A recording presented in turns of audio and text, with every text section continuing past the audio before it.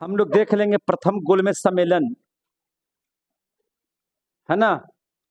और उस समय ब्रिटेन के प्रधानमंत्री थे मैकडोनाल्ड। कौन थे? मैकडोनाल्ड। गांधी जी अभी यरवदा जेल में बंद है, पूना में बंद है। और लॉर्ड इरविन को जो है से किसी भी तरह से, है ना, प्रथम गोलमेज सम्मेलन में गांधी जी के आने की बात हो रही है। गांधी जी नाराज हैं। गांधी जी प्रथम गोलमेज सम्मेलन में जाने से मना कर देते हैं, लेकिन चूंकि यह ब्रिटेन के प्रधानमंत्री का आदेश था कि जितने भी भारत में दल हैं सभी दलों को यहाँ पर बुलाया जाए, उस स्थिति में हम लोग देख लेंगे गोलमेज सम्मेलन के बारे में। किसके बारे में देख लेंगे? गोलमेज सम्मेलन के बारे में थोड़ा सा अध्ययन कर लेते हैं। गोलमेज सम्मेलन, वैसे आप सभी बच्चे बहुत अच्छे से सारी बातों को समझ रहे हैं और सुन रहे हैं, तो हम लोग देख लेते हैं गोलमेज सम्मेलन। क्या देख लेंगे? गोलमेज सम्मेलन। गोलमेज सम्मेलन देख लेंगे।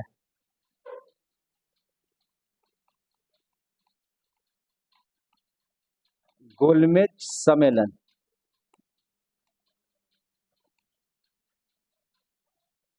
है ना।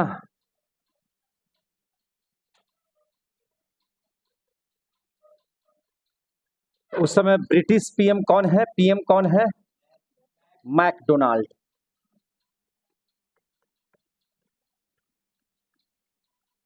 मैकडोनाल्ड हैं। और यह जो प्रथम गोलमेज सम्मेलन हुआ है नवंबर 1930 में। कब हुआ है? नवंबर 1930 में। देखिए, गोलमेज सम्मेलन ऐसा नहीं है कि 3 बार उसको कहिएगा, ऐसे 3 चरण में हुए।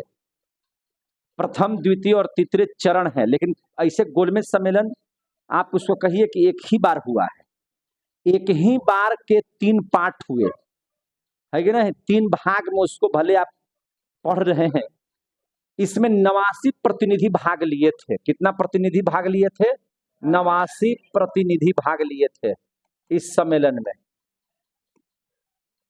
मूल रूप से मैकडोनाल्ड चाहता था कि हमसे बात करने की जरूरत गांधी जी से है, क्योंकि भारत में गांधी ही एक ऐसा नेता है लोगों का जो परिस्थितियों को संभाल सके।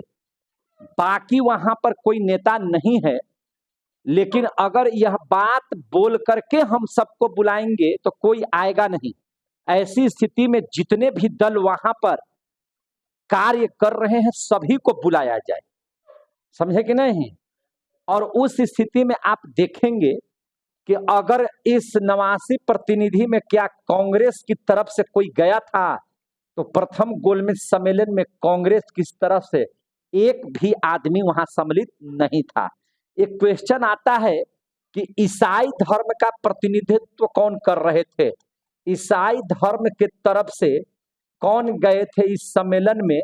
तो आपको मालूम चल जाएगा कि ईसाई धर्म के तरफ से, है ना, केंटी पॉल।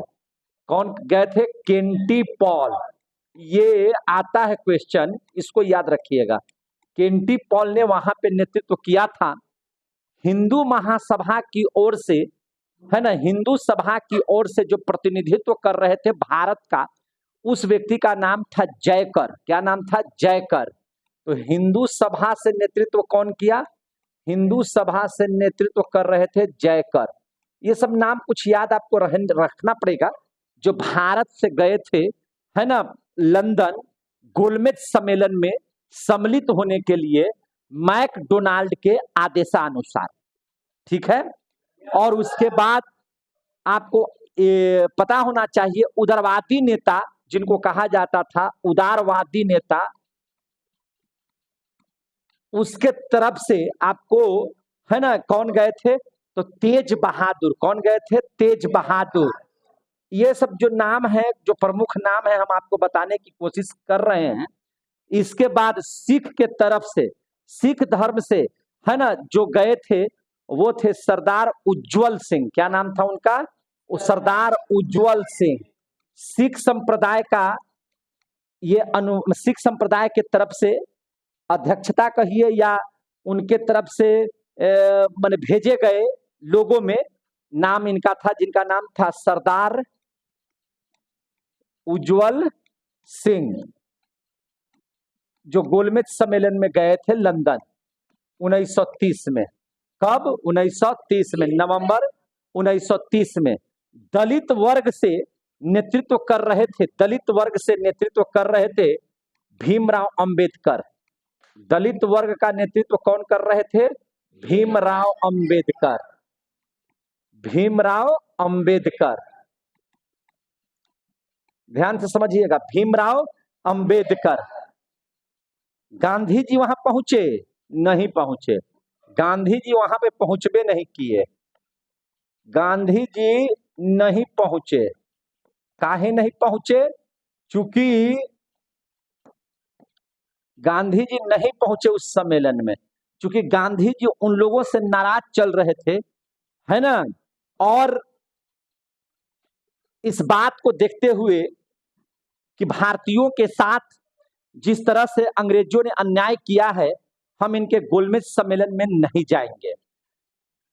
लेकिन यह गोलमेज सम्मेलन ही हो रहा था मुख्य रूप से गांधी जी को बुलाने के लिए, क्योंकि सबों को पता था कि गांधी जी ही ऐसे नेतृत्व करता है जो भारत की परिस्थितियों पर, है ना, अपने विचार से भारत के लोगों को, विचारों को बदल सकते हैं। गांधी को किसी भी स्थिति में आना होगा ताकि ये जो नए कानून हमने लाया है उन लोगों के लिए वो लागू करवाया जा सके। रिपोर्ट तो वहां पर सौंप दिया ही गया था, लेकिन गांधी जी उस सम्मेलन में नहीं पहुंचे। अब फोन आता है मैकडोनाल्ड का इरविन के पास। किसके पास? लॉर्ड इरविन के पास। कि लॉर्ड इरविन, क्योंकि लॉर्ड इरविन वहां यहां का वायसराय बनकर के यहां पे बैठा हुआ था भारत में, और जो नमक आंदोलन, सविनय अवज्ञा आंदोलन में गांधी जी को गिरफ्तार करके जेल भेज दिया था, 11 मांग में से एक भी मांगने के लिए, मानने के लिए वो तैयार नहीं था। बहुत इंपॉर्टेंट अब यहां पे से शुरू हो रहा है कहानी। अब जैसे ही मैकडोनाल्ड का फोन आता है कि यहां पे गांधी जी नहीं पहुंचे हैं, ये जो हम प्रथम गोलमेज सम्मेलन इन लोगों के लिए नहीं करवा रहे थे, हमको मुख्य रूप से गांधी से बात करना है। और जब गांधी ही नहीं है तो इन लोगों से हम क्या बात करेंगे? इन लोग क्या हमको सुझाव दे सकते हैं? हालांकि सबों से, है ना, मैकडोनाल्ड मिले हैं, सबों को अपनी बात रखने का पक्ष रखे हैं प्रथम गोलमेज सम्मेलन में, लेकिन पार्टी कुल मिला जुला करके रखी गई थी गांधी जी के लिए।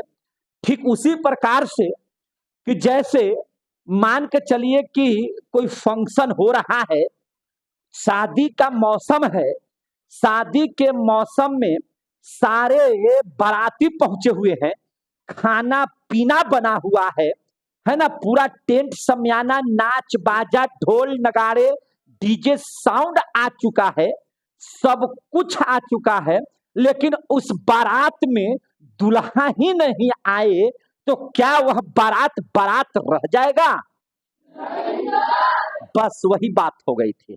सारा चीज बुलाया गया था गांधी जी से बात करने के लिए, सब कोई पहुंचे, लेकिन हीरो ऑफ इंडिया पहुंचबे नहीं किए, तो मिजाज खिन्न हो जाएगा कि नहीं हो जाएगा?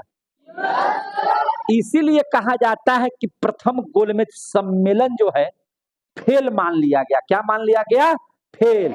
यानी कह सकते हैं कि पहला जो गोलमेज सम्मेलन हुआ वह क्या हो गया? गांधी जी के नहीं जाने की वजह से फेल हो गया।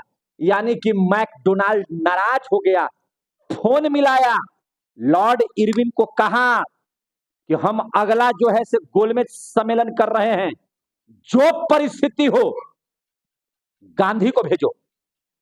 जब तक गांधी नहीं आएगा तब तक भारत पर शासन करना बहुत मुश्किल हो जाएगा, भेजो गांधी को। साहब जेल में बंद है, निकालो ना चोट्टा कहीं के, भेजने का व्यवस्था करो ना। जेल में बंद है, क्यों जेल में बंद कर, हम यहाँ बुला रहे, तुम जेल में बंद किए हुए हो, तुरंत सस्पेंड डिस्चार्ज करेंगे, भेजो उसको। चोट्टा कहीं का, है कि नहीं? हमको उसकी जरूरत है, भारत पर नए कानून की जरूरत है लगाने के लिए। हमको गांधी से बात करना है, भेज दिया लोलो चप्पो सबको। मेन तो गांधी को बुलाना है, हीरो आई भी नहीं कर रहा है, खाली भेज दिया वहां के आम पब्लिक को, फड़प सबको, है कि नहीं? अब तो इरविन का दिमाग खराब हो गया। इरविन कहा कि गांधी को निकालो, गांधी को भेजना है द्वितीय गोलमेज सम्मेलन में, नहीं जाएगा तो हमको एकदम कार्रवाई हो जाएगा हमारे ऊपर।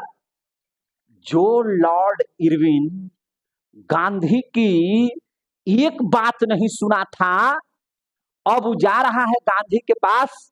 गांधी जी, जो आपको मांगना है मांगिए, हम सब देंगे, आपकी हर एक मांग को हम पूरा करेंगे। आइए ना, बैठक कीजिए ना, थोड़ा हम लोग आपसे बात करते हैं। हम लोग क्या करेंगे, बात करेंगे आपसे। और जब गांधी जी को लाने गया तो वह तारीख था 26 जनवरी 1931। कितना तारीख था? 26 जनवरी 1931। 26 जनवरी 1931 से इन लोगों को भी मैकडोनाल्ड ने कहा, इन लोगों को भी कहा कि आप लोग भी जाइए, आप लोग आए हैं, कोई सम्मान में कमी नहीं किए हैं आप लोगों को, है ना जयकर जी, सरदार उज्जवल सिंह जी, है ना भीमराव अंबेडकर जी, तेज बहादुर जी, आप लोगों को तो हम कुछ बोले नहीं है, लेकिन आप लोग भी जाइए, किसी भी स्थिति में गांधी जी के साथ लेकर के आइए।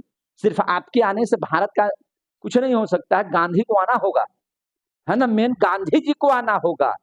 ये तो ठीक उसी प्रकार से हो गया, है ना, पूरा रामायण खत्म और राम जी कहाँ हैं पते नहीं, बिना रामे के रामायण हो गया।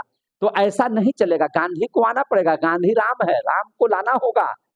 तो तेज बहादुर जय कर, हम लोग कहा एकदम, हम लोग जा रहे हैं, हम लोग फिर से आएंगे, बढ़िया बढ़िया नाश्ता पानी वहां मिल रहा था बैठल बैठल भाई प्रधानमंत्री के यहाँ, है ना, हम ले करके हम लोग आएंगे, गांधी को मनाएंगे, गांधी नाराज है तो गांधी को ये करेंगे। और 26 जनवरी 1931 का वो दिन था, है कि नहीं? लॉर्ड इरविन भी, तेज बहादुर, जयकर, ये सब गांधी को मनाने में लगे हुए थे। और 26 जनवरी 1931 को गांधी जी जेल से रिहा हो गए। गांधी जी क्या हो गए? जेल से रिहा। हाँ हाँ बजा सकते हैं, जेल से रिहा हो गए, है कि नहीं? 26 जनवरी को। अब चूंकि द्वितीय सम्मेलन था 7 सितंबर से लेकर के 1 दिसंबर 1931 में रखा गया था, 7 सितंबर से लेकर के 1 दिसंबर तक। अब ध्यान से इस बात को समझिए। अब 26 जनवरी 1931 को गांधी जी हो गए रिहा, और इरविन ने कहा कि हम लोग बैठ करके बात करेंगे, हम आपकी हर शर्त मानेंगे, लेकिन आपको सिर्फ द्वितीय गोलमेज सम्मेलन में आपको चले जाना है ना, हमारे प्रधानमंत्री की बात समझ लेना है, आपको जो है सो वहां पर जो मान सम्मान होगा इसको समझना है, आप वहां पर जाने के लिए तैयार रहिएगा। और एक स्थिति हुई कि इनकी सभी मांगों को मानने के लिए पहली बार ऐसा हो रहा था, है ना, 5 मार्च 1931 का वो दिन था, याद रखिएगा, 5 मार्च 1931। 5 मार्च 1931 को क्या हो रहा था दिल्ली में कि जितना बढ़िया कुर्सी पर लॉर्ड इरविन बैठा था, उतना ही बढ़िया कुर्सी गांधी जी के लिए भी आया, है कि नहीं? एकदम फर्स्ट क्लास की कुर्सी, है ना, गांधी जी के लिए भी यहां से आया कि नहीं भाई गांधी जी एकदम इनको सम्मान दो, है ना। यहाँ पर बीच में एकदम राउंड टेबल लगा हुआ है, एकदम यहाँ पे भी एकदम क्या है, गांधी जी बैठेंगे यहाँ पे बढ़िया से, एक तरफ इधर होंगे गांधी और एक तरफ इधर होगा इरविन। हाँ, तो गांधी जी आपका क्या क्या डिमांड था बोला जाए, है ना, आप जो कहिएगा हम सारी बात मानेंगे। चलिए तो सबको छोड़ दीजिए, तो जेल से जितना को भी आप पकड़े थे, है ना, उस सब को छोड़िए, जरा धीरे धीरे करके छोड़, हाँ हाँ छोड़ दे रहे हैं, तो हमारा हाथ है ना चीज है, आप जाने के लिए तैयार हो गए, हम सब कर देंगे, और हर एक बात इरविन को न चाहते हुए भी गांधी जी की बात माननी पड़ी। और उसी समय है कि नहीं, सारे के सारे जो राजनीतिक कर रहे थे भारत की, सारे लोगों को छोड़ा गया।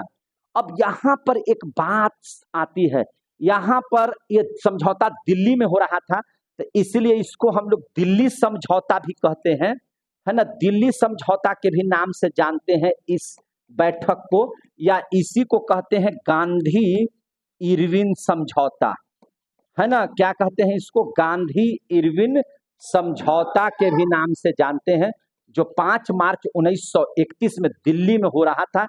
एकदम मजेदार ढंग से गांधी जी को भी एकदम सम्मानित करके चाय बिस्कुट के साथ, इधर इरविन एक तरफ गांधी बैठे हुए हैं, है ना।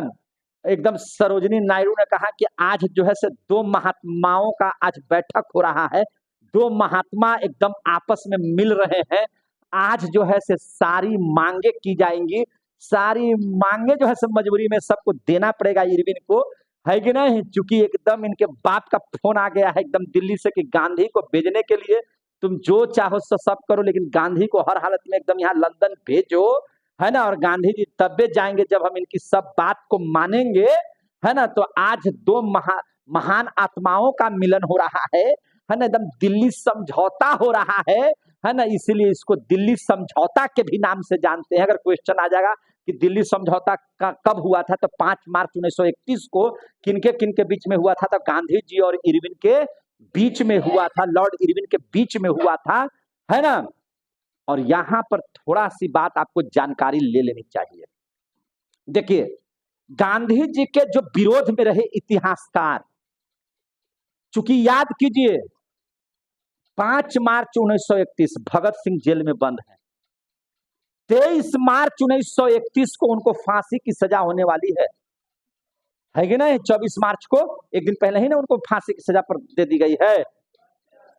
अब देखिए, गांधी जी इतिहास जो लिख रहे थे लोगों ने, या उस समय की क्या स्थिति रही होगी मुझे नहीं पता है, या आप लोगों को भी नहीं पता, लेकिन आप जरा सोचिए, जब सारे लोगों को बाहर निकाला जा रहा था, तो क्या मेरे भाइयों ऐसा नहीं हो सकता था कि अगर गांधी जी अड़ जाते कि जब तक भगत सिंह बाहर नहीं निकलेंगे तब तक हम लंदन नहीं जाएंगे।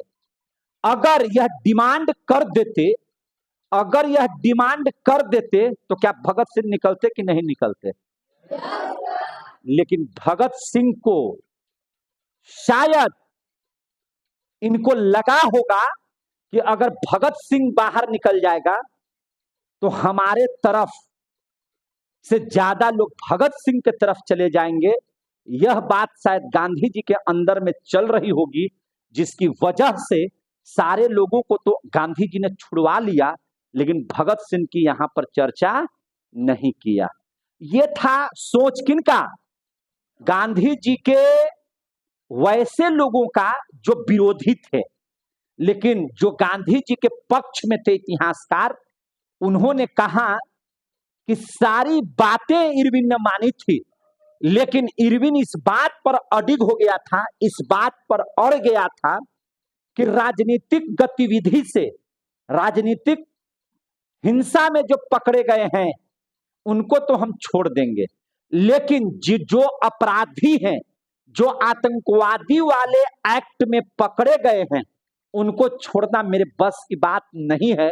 अतः मैं सब बात आपका मानने के लिए तैयार हूं, लेकिन यह बात मैं मानने के लिए तैयार नहीं हूं कि मैं भगत सिंह को छोड़ दूं, क्योंकि भगत सिंह ने मेरे, है ना, सबसे बड़े और सबसे, है ना, बहादुर एसपी सॉन्डर्स की इन्होंने हत्या की है, और असेंबली में बम फेंक करके इन्होंने, है ना, अनुशासन के नियमों का उल्लंघन किया है, इसलिए इनको हम नहीं छोड़ सकते हैं।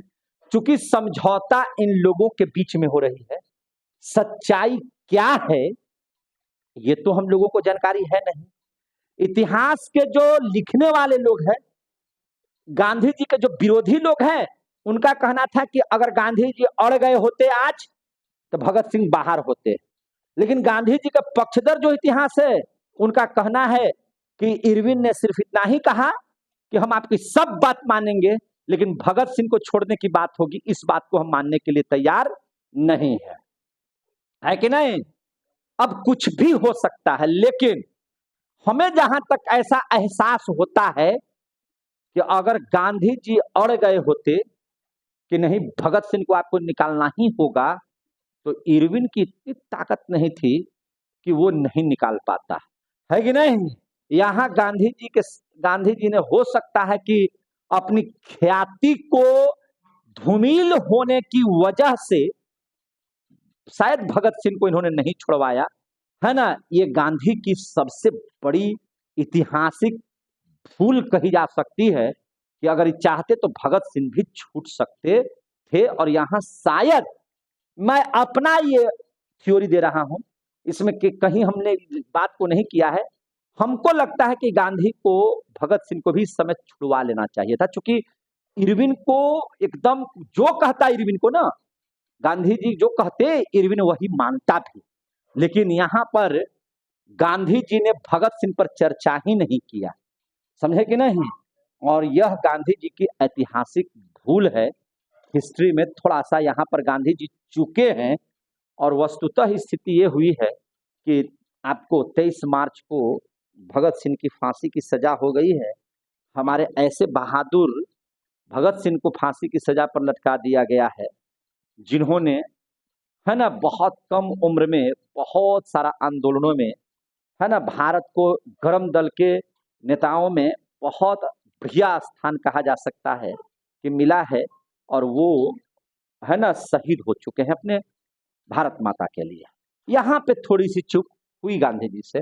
और गांधी जी की जब सभी बातें मान ली गई, तो अब समय आ चुका था 7 सितंबर से 1 दिसंबर तक चलने वाले द्वितीय गोलमेज सम्मेलन की। तो यानी कि हम यहाँ से कह सकते हैं कि द्वितीय गोलमेज सम्मेलन, देखिए ध्यान से, द्वितीय गोलमेज सम्मेलन कब रखा गया, जल्दी से बताइए।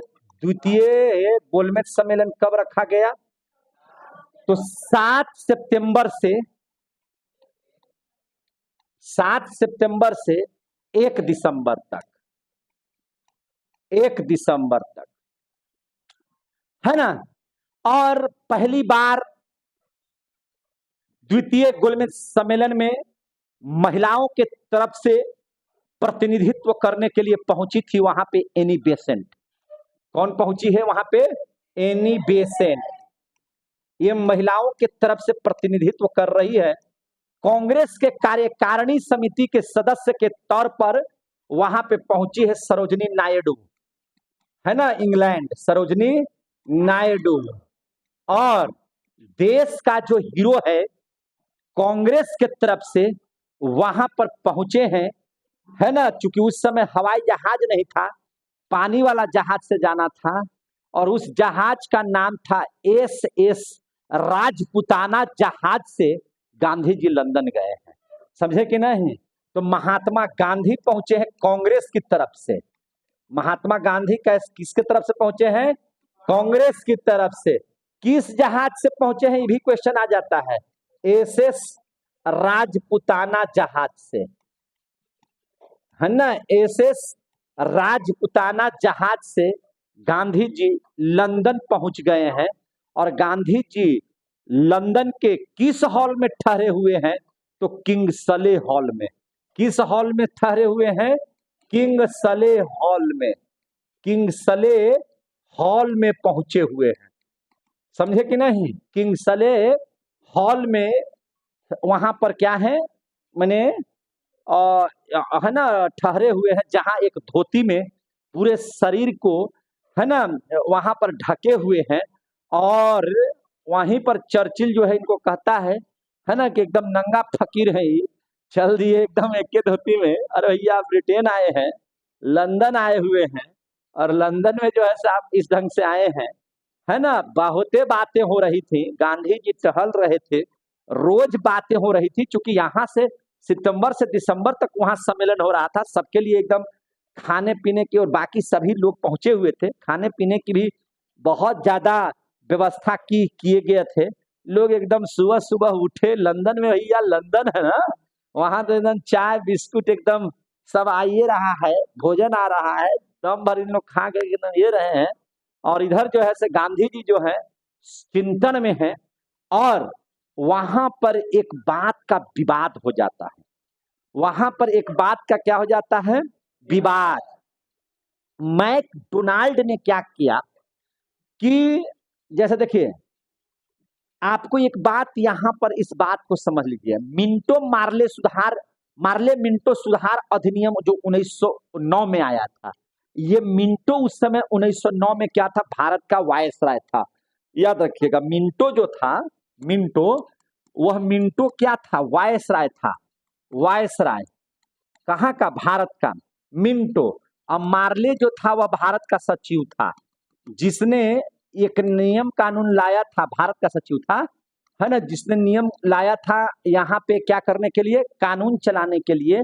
लेकिन एक बात आपको मैं बता रहा हूं, 1909 में हिंदू मुस्लिम के बीच में, हिंदू मुस्लिम के बीच में जो सबसे बड़ा लकीर खींचा था, वह अली जिना ने नहीं खींचा था, समझे कि नहीं। वह जो है से माउंट बेटन ने नहीं खींचा था, वह सबसे पहला व्यक्ति था मिंटो, जिसने हिंदू मुसलमान के बीच में एक रेखा खींच दिया था। क्या किया था कि 1909 में हिंदू मुस्लिम एकता को तोड़ने के लिए, हिंदू मुस्लिम एकता को तोड़ने के लिए उसने, है ना, मुस्लिम पृथक निर्वाचन, क्या चीज का निर्माण किया था, मुस्लिम पृथक निर्वाचन का, मुस्लिम पृथक निर्वाचन का सुझाव दिया था, निर्वाचन का सुझाव दिया था। इस सुझाव का मतलब समझ लीजिए कि पृथक निर्वाचन का मतलब क्या होता है। जहां पे मुस्लिम उस समय हमारे यहाँ अल्पसंख्यक के तौर पर थे, कैसे थे, अल्पसंख्यक। अल्पसंख्यक माने जिसकी संख्या क्या हो, कम हो, तो अल्पसंख्यक कहा जाता था। अल्पसंख्यक जो मुस्लिम थे, तो 19 जो सुझाव था से क्या था, पृथक निर्वाचन का मतलब बढ़िया से समझ लीजिए आप लोग, गड़बड़ाइएगा नहीं, कि जहां पे मुसलमान की आबादी जहां ज्यादा रहेगी, वहां पर नेता मुसलमान ही रहेगा और वोट भी मुसलमान ही देंगे, दूसरी जाति के लोग वोट नहीं देंगे। जैसे यहां पर मान के चलिए कि मुसलमानों की संख्या ज्यादा है और हिंदू कम संख्या में है, और हिंदू जब कम संख्या में है तो नियम था कि वहां पे, है ना, मुसलमान ही खड़ा होंगे और हिंदू वोट भी नहीं दे सकते हैं, है ना, वोट भी किनको देने का अधिकार होगा, तो वह मुसलमानों का अधिकार होगा। अब हमको बताइए कि अगर आपके वोट का भी अधिकार समाप्त हो जाए तो कोई वैल्यू आपको देगा जी, कोई वैल्यू देगा। ये परिस्थिति ला करके पहली बार मुसलमानों के अंदर में, जेहन में एक बात गूंजी कि क्यों ना हम लोग जो है एक अलग मुसलमान का देश ही बना ले, है कि नहीं। पहला बार मिंटो के इस सुझाव ने, है ना, हिंदू मुसलमान एकता को खंडित करने का काम किया। अब देखिए द्वितीय गोलमेज सम्मेलन में क्या हो रहा था, तो मुस्लिम पृथक निर्वाचन का जो सुझाव आया मिंटो के माध्यम से, यह बात तो लागू थी ही, है कि नहीं। डॉक्टर भीमराव अंबेडकर जो वहां पर गए हुए थे, तो मैकडोनाल्ड को इन्होंने समझाया, है ना, इन्होंने, भीमराव अंबेडकर ने मैकडोनाल्ड को समझाने पर मजबूर कर दिया कि भैया हम जो हैं हिंदू नहीं हैं। भीमराव अंबेडकर ने कहा, क्या कहा, तो देखिए भीमराव अंबेडकर जो थे, उन्होंने, देखिए ध्यान से, भीमराव अंबेडकर ने मैकडोनाल्ड को यह समझाने में अहम भूमिका निभाई कि हम लोग जो हैं दलित वर्ग से आते हैं। हम लोग कौन वर्ग से आते हैं, दलित वर्ग से। तो मैकडोनाल्ड ने कहा था आप तो हिंदुओं में बड़ी संख्या के लोग हैं, आप लोग हिंदू हैं और बड़ी संख्या है आपकी भारत में। तो भीमराव अंबेडकर ने कहा कि हाँ बड़ी संख्या है, लेकिन हम लोग हिंदू नहीं हैं, आप इस बात को समझिए। तो बोला कैसे? हम लोग जब मंदिर में पूजा करने जाते हैं तो हम लोगों को मंदिर के अंदर में प्रवेश नहीं करने दिया जाता है, या हम लोगों को बाहर बैठ भगवान का दर्शन करना पड़ता है। हम लोग अछूते हैं, हम लोगों किसी के बेड पर बैठ जाएंगे तो वे लोग अछूत समझते हैं, हम लोगों से घृणा करते हैं, है ना। मंदिरों में प्रवेश नहीं कर दिए जाने लगते हैं। गलती से मंदिर में प्रवेश कर जाए तो हम लोगों के हाथ गोड़ तोड़ दिए जाते हैं। हम लोग जो है मंदिर में जाते हैं तो बाहर निकलने पर उस मंदिर को धोया जाता है ना। अब बताइए कि अगर हम हिंदू रहते तो मंदिरों में प्रवेश मेरा वर्जित रहता कि नहीं रहता? मेरा माने प्रवेश वर्जित रहता क्या? हम लोग तो वहां पूजा करते ना। लेकिन नहीं, आप पता लगा लीजिए कि भारत में, है ना, हम लोग अछूते वर्ग में आते हैं, हम लोग अलग हैं, हम लोग हिंदू नहीं हैं। मैकडोनाल्ड ने जब इस बात का पता लगाया तो बोला कि हाँ रूढ़िवादी व्यवस्था की वजह से, है ना, इनको वह सम्मान नहीं मिलता है जो सम्मान भारत में इनको मिलना चाहिए। और इनको वास्तविक बात यह है कि इनको मंदिरों में प्रवेश करने से वर्जित किया गया है। तो मैकडोनाल्ड ने भीमराव अंबेडकर की बात सुन करके, है ना, दलितों के लिए भी, दलितों के लिए भी, है कि नहीं, पृथक निर्वाचन की घोषणा कर दिया। क्या चीज का घोषणा कर दिया? पृथक निर्वाचन की घोषणा। ले, पृथक निर्वाचन में कि जब घोषणा कर दिया कि दलित, है ना, पृथक निर्वाचन होगा। अब इसका मतलब तो आप समझ ही गए हैं कि भैया अगर मान के चलिए कि इतना बड़ी संख्या है और इसमें अगर दलित खड़ा होगा तो दलित ही वोट देगा, बाकी लोग मुख्य दर्शक रहेंगे।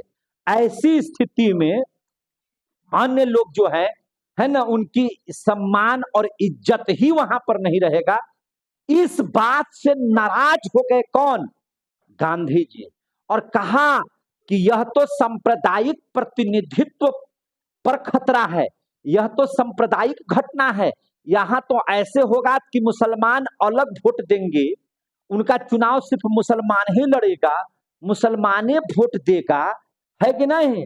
और दलित वर्ग के लोग खाली दलिते खड़ा होंगे और दलिते खाली वोट देगा, तब तो यह भारत मेरा टूट जाएगा। अब तो भारत को मुझे बचाना होगा, ऐसे करेंगे तो पूरा भारत मेरा बर्बाद हो जाएगा। अब जैसे समझ लीजिए, अगर इस व्यवस्था को आपको और बढ़िया से समझना है तो समझिए, जैसे ही गोह है, गोह विधानसभा है कि नहीं। आप भी चुनाव लड़ सकते हैं और आपको, आप सबसे जाकर के वोट मांगते हैं, लेकिन पृथक निर्वाचन का मतलब था कि नहीं, यहां पर पहले पता लगाया जाएगा कि किस जाति की संख्या ज्यादा है। अगर मुसलमान की संख्या ज्यादा है तो मुसलमान के ही लोग खड़े होंगे और वोट कौन देगा? मुसलमान। जीतेगा कौन? मुसलमान। दलित की संख्या अगर ज्यादा है तो यहां पर खड़ा कौन होगा? दलित। वोट कौन देगा? दलित। और जीतेगा कौन? दलित। तो बताइए अन्य लोग का कोई वैल्यू रह जाएगा? गांधी जी ने कहा कि हम इस बात को मानने के लिए तैयार नहीं। इस बात से उनकी हो गई नाराजगी, और नाराजगी हो गई। बस क्या था, गांधी जी 9-2-11 हो गए लंदन से, है कि नहीं। गांधी हाँ बजा सकते हैं, 9-2-11 हो गए। बोला कि हम इस सम्मेलन में ऐसा करके मेरे देश को तोड़ना चाहता है मैकडोनाल्ड, हम लंदन नहीं रहेंगे, हम चले भारत। और वहां से हो गए फरार। अब फरार जैसे ही हुए और जैसे ही भारत पहुंचे, उन्होंने, लोगों को आशा था कि गांधी जी आए हैं, बहुत कुछ लेकर के आए हैं, अब मेरा देश आजाद होगा। गांधी जी ने कहा कि मैं खाली हाथ आया हूं, मैं खाली हाथ आया हूं, लेकिन मेरे भारतीयों, आपके इज्जत को बंटाधार नहीं किया है, आपको हमने सम्मानित करने का काम ब्रिटेन की धरती पर किया है कि नहीं? गांधी जी की बातें जब अपनी बताई तो भारतीयों ने कहा कि बहुत अच्छा किया गांधी जी जो आप वहां से चल दिए। द्वितीय गोलमेज सम्मेलन भी हो गया फेल। द्वितीय गोलमेज सम्मेलन भी क्या हो गया? फेल। द्वितीय गोलमेज सम्मेलन क्या हो गया? फेल। अब मैकडोनाल्ड खिसिया गया। ये क्या बात हुई? तो गांधी भाग गया, बताया भी नहीं, है कि नहीं? और नाराजगी की वजह हो गई क्या चीज कि अब जो है हम नियम कानून सब लाद देंगे बात जबरदस्ती, गांधी रहे न रहे, अब जो है से नियम हम बात जबरदस्ती लागू करेंगे भारत में, है कि नहीं? द्वितीय कल में अब कह दिया लॉर्ड इरविन को फिर से कि देखो गांधी भाग गया यहां से, अब जहां जाएगा फिर इसको जेल में बंद कर देना, है कि नहीं? चर्चिल के आदेश पर, उस समय चर्चिल हो गए थे, है ना? उस समय क्या था? चर्चिल आ गए थे। चर्चिल के आदेश पर, बस क्या था? चर्चिल के आदेश पर गांधी जी जैसे ही भारत लौटे, है ना, 1932 में फिर से इनको जेल में बंद कर दिया गया। यरवदा के जेल में ये 1932 में फिर से इनको बंद कर दिया गया। कहा कि आप गए थे वहां बात बनाने के लिए, हमारी सरकार की बात समझने के लिए, कि आप वहां से भागने के लिए आए थे, चलो इनको फिर से अरेस्ट करो। अब फिर से गांधी जी 1932 में, है ना, 1932 में यरवदा जेल में यानी कि पूना में फिर से इनको बंद कर लिया गया। फिर से इनको क्या कर लिया गया? बंद। समझे कि नहीं? और इस बात से इतना नाराज थे गांधी जी। अब हुआ क्या चीज कि 17 नवंबर से 24 दिसंबर तक 1932 में, याद रखिएगा, 17 नवंबर से 24 17 नवंबर से 24 दिसंबर तक 1932 में तृतीय गोलमेज सम्मेलन हुआ। तृतीय गोलमेज सम्मेलन में, याद रखिएगा, तृतीय गोलमेज सम्मेलन में, है ना, क्या हुआ कि गांधी के बिना ही, समझे कि नहीं, गांधी के बिना ही यह सम्मेलन कर दिया गया। अब बात जबरदस्ती इस नियम को लागू कर दिया गया, है कि नहीं? बात जबरदस्ती इस नियम को लागू कर दिया गया। 16 अगस्त 1932 को, 16 अगस्त 1932 को, है ना, सांप्रदायिक, जिसको हम लोग कहते हैं पंचायत कम्युनल अवार्ड जिसको कहते हैं, घोषित कर दिया गया। कम्युनल अवार्ड घोषित करने का मतलब क्या था, है ना, कि अब जो है से यहाँ दलित पृथक्करण निर्वाचन होगा, यानी कि जहां दलित की संख्या ज्यादा होगी वहां दलित के ही लोग खड़े होंगे, दलित ही वोट देगा, बाकी लोग समझते रहे कि क्या होगा। इस बात को जैसे ही सुनते हैं, है ना, 24 जैसे ही सुनते हैं, गांधी जी जो है यरवदा जेल में पूना में अनशन पर बैठ जाते हैं। क्या चीज पर बैठ जाते हैं? अनशन पर। और अनशन पर बैठ जाते हैं कि हम न खाएंगे न पिएंगे, जितना जल्दी हो सके हमको डॉक्टर भीमराव अंबेडकर से, है ना, मुलाकात करवाओ, हमको समझौता करवाओ, है कि नहीं? और वह तारीख आ जाती है 24 सितंबर 1932। 24 सितंबर 1932, 24 सितंबर 1932 को जेल में ही डॉक्टर भीमराव अंबेडकर और गांधी जी के बीच समझौता होता है। उसको हम लोग कहते हैं पूना पैक्ट। क्या कहते हैं? पूना पैक्ट। वो क्या कहते हैं? पूना पैक्ट। और पूना पैक्ट में, है कि नहीं, भीमराव अंबेडकर को लाया जाता है ना। सारे नेता लोग कहते हैं कि क्या भीमराव अंबेडकर जी नहीं मिलिएगा, गांधी जी से तो लटकिए जाएंगे, आमरण अनशन पर बैठे हुए हैं, मरिए जाएंगे बिना भूखे प्यास से, चलिए ना मिल लीजिए ना।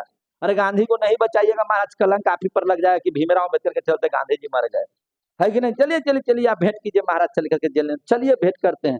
जब भेंट करने के लिए आए, वह दिन था 24 सितंबर 1932, जिसको हम लोग चूंकि पूना के जेल में थे इसलिए इसको क्या कहते हैं? पूना पैक्ट। ये क्वेश्चन आता है बराबर कि पूना पैक्ट कब? 24 सितंबर 1932 को। गांधी जी भीमराव अंबेडकर को समझाते हैं कि देखिए गांधी जी, देखिए भीमराव जी, हम आपके विरोधी नहीं हैं, हम आपके विरोधी नहीं हैं, मेरी बात समझिए। आप दलित पृथक निर्वाचन लेकर के कितना सीट आए हैं, कितने सीट पर आप चुनाव लड़ने के लिए आए हैं? तो हमको 71 सीट मिला है। क्या कहे? 71 सीट मिला है। देखिए, आपको 71 सीट मिला है। गांधी जी बोले कि देखिए 71 सीट है, 71 सीट लेकर के आप खुश होइएगा। हम तो आपकी भलाई के लिए हम इससे भी ज्यादा सीट पर आपको लड़वा रहे थे, आप ही हर जगह रहिए। भीमराव अम्बेडकर सोचा कि कैसे, तो आप तो पृथक निर्वाचन लेकर के आए हैं। पृथक निर्वाचन में सिर्फ यही ना होगा कि 71 जगह आपके लोग खड़े होंगे, 71 जगह आपके लोग वोट देंगे, है कि नहीं, और 71 को सीट आपको मिलेगा। लेकिन हम चाह रहे हैं कि आप 71 नहीं, 71 का दुगना कितना होता है बोलिए? तो 142। हम आपको 142 से भी ज्यादा 148 सीट देंगे। लेकिन आप जो पृथक निर्वाचन कह रहे हैं ये हटा दीजिए। पृथक निर्वाचन नहीं, आप लोग तनी मनी मामूली आदमी हैं जी।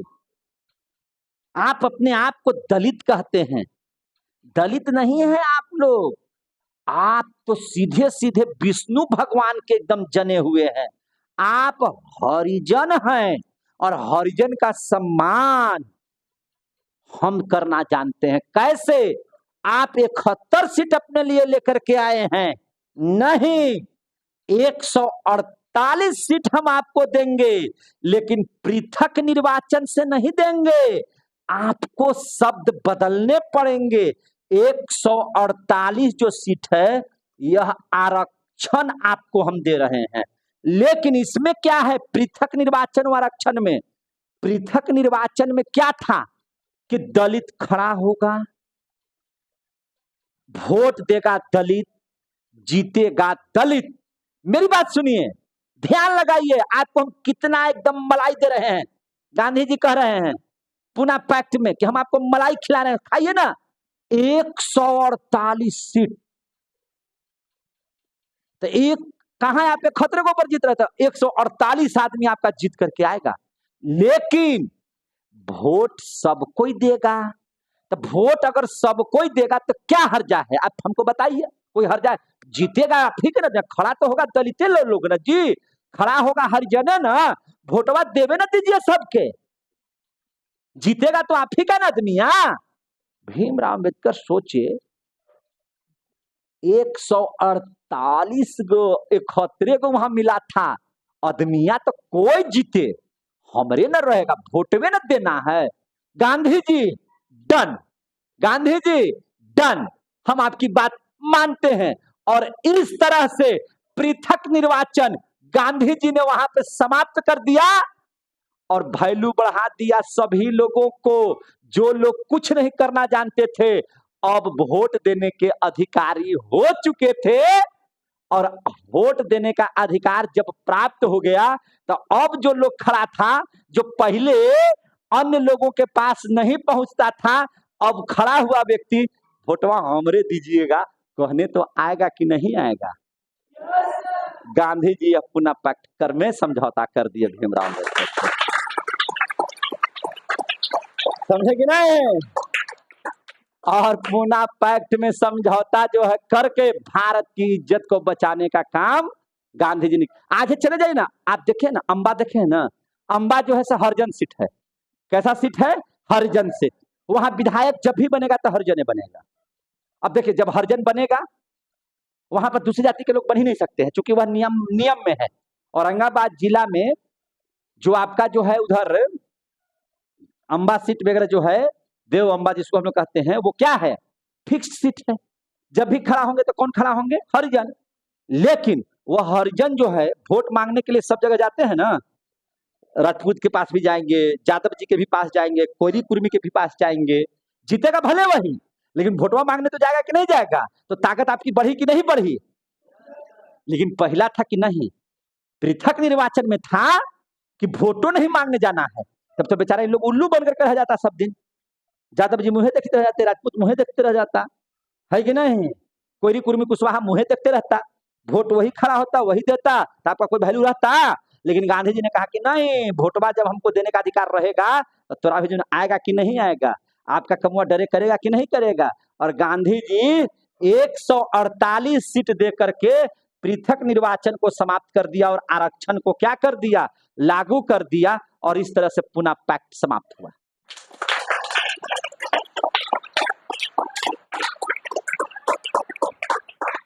समय हो चुका है, बाकी बातें कल। बहुत बहुत धन्यवाद, कल मिलते हैं। जय हिंद, जय भारत।